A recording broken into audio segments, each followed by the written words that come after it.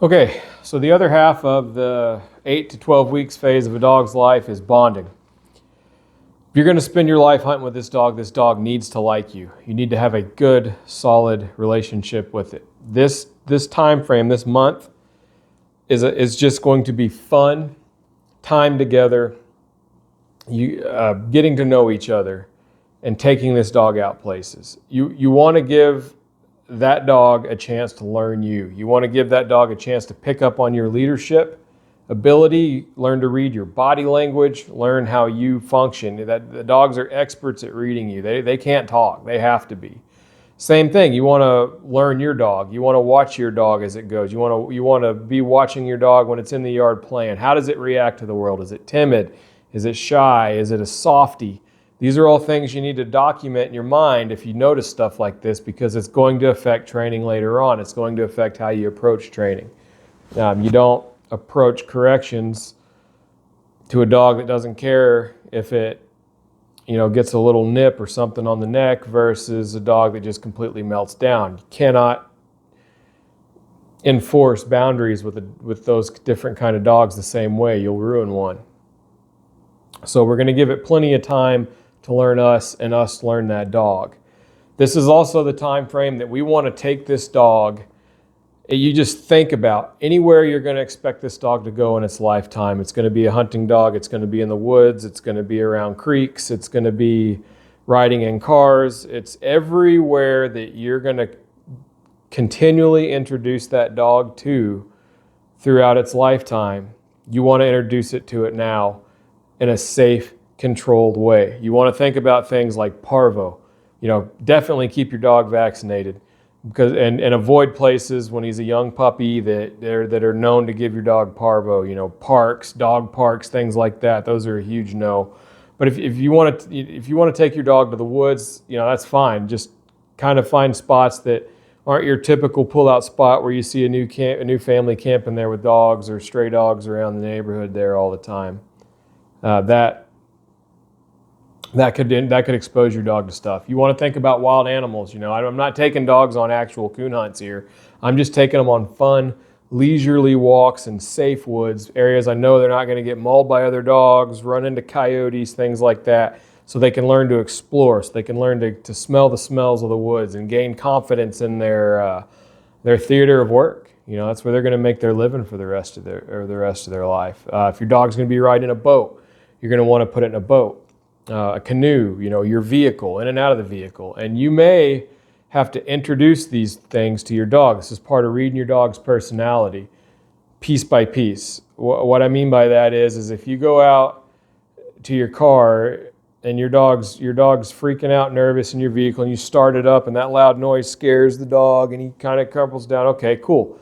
You may have to start out by just taking the dog out to the car, putting it in the crate, leaving the doors open in the car, and just leaving them in the car like that. Let them get used to being in the car. Do that for a few days.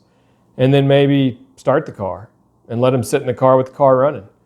And let that happen for a few days. We don't rush into anything. We're going slow, and we're doing everything at the dog's pace. And then, you can start maybe driving the dog around. Sometimes you're just going to have to put the dog in the car and go for a drive. But if you got a noticeable problem, dog don't like the boat, dog don't like the canoe, okay, cool. Those, you can just break the entire process of getting in and out of a canoe into its most basic steps and introduce that dog to those steps piece by piece. You don't want to baby a dog. If a dog shows fear, a lot of people condition their dogs to be scared of loud noises.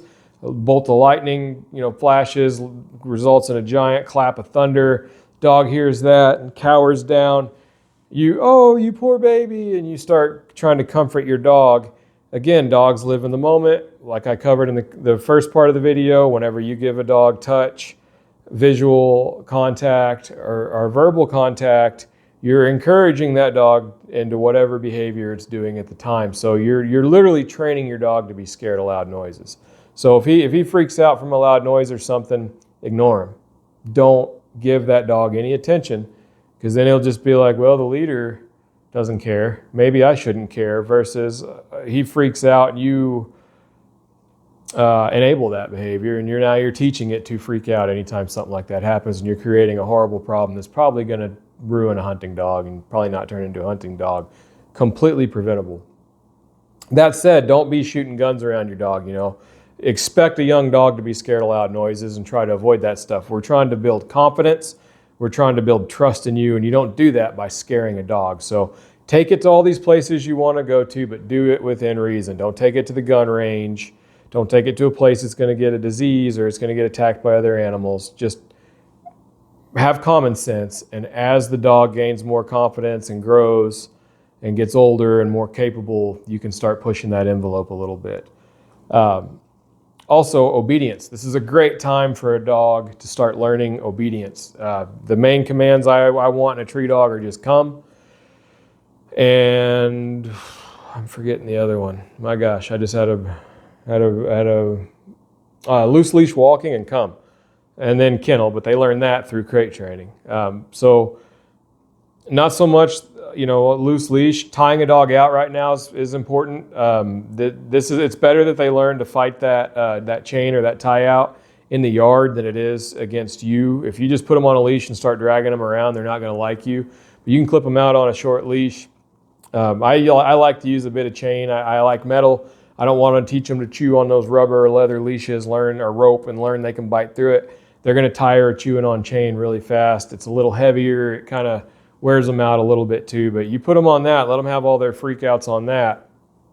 That really sets them up a lot better for leash training. So you can definitely start tying your dog out a little bit in this phase. Make sure if it's hot, make sure they got water, make sure they got shade, things like that. Make sure you got to take care of them. You don't want hawk to get them. You don't want snakes to bite them, things like that. But just getting them in the hallway, like I talked about earlier, getting kids on the other end of the hallway, saying the dog's name, calling them to you, giving them a little slice of hot dog. That's what I like to use. I like to buy them 5-pound S-bar bologna things for like $10 at Walmart. That'll last months of dog training. Cut them up into little bitty pieces, put them in bags, put them in the freezer, and you got all the treats you could ever want for cheap. So you can get them coming. And again, you get this dog. The dog has to know that you don't want to sit down in the hallway and tell it to come to you, and it comes to you 2 times, and then it does it, and you go no, and you go over there and scold it. You cannot scold a dog until it knows the command and knows that it's choosing to disobey you and knows that you're a leader. So there is no short of, you're not allowed to chew on that. You're not allowed to to bite that up. You're not allowed to bite me. You can tell a dog no for things like that in this phase, but if you want to teach it to sit and it doesn't sit, don't go punishing it right now. It takes, I don't remember, I think it's like 300 repetitions for a dog to learn a behavior. So think about that. This is just, we're building these commands through bonding right now. We're introducing them to obedience, but this is just all fun. I like this guy. We work together. I come to him. I get good stuff. This is all just developing that bond. Later on, in the next phase, 12 to 16 weeks, when we know it knows the commands, then we're going to start phasing in the punishments for disobeying you, okay? But not now. Not now. It's just all about fun. So use that obedience to start building your working relationship and strengthening those bonds. Same goes with your other family members. If anyone else in your family is going to be controlling this dog, they need to be part of everything. And everybody in your family, they need to be on page with the rules. You can't have one family member enforcing different rules on that dog or setting different boundaries. You can't have one person letting dog up on the couch and then the other person telling dog it can't. That's going to confuse the dog when it gets in trouble for it because it's allowed to at this time. All the rules are the same across the board, and there is no exceptions to the rules, period. So, you can tell the dog no. Otherwise, play with it. Have fun with it. Love it. Learn it. Work on that obedience.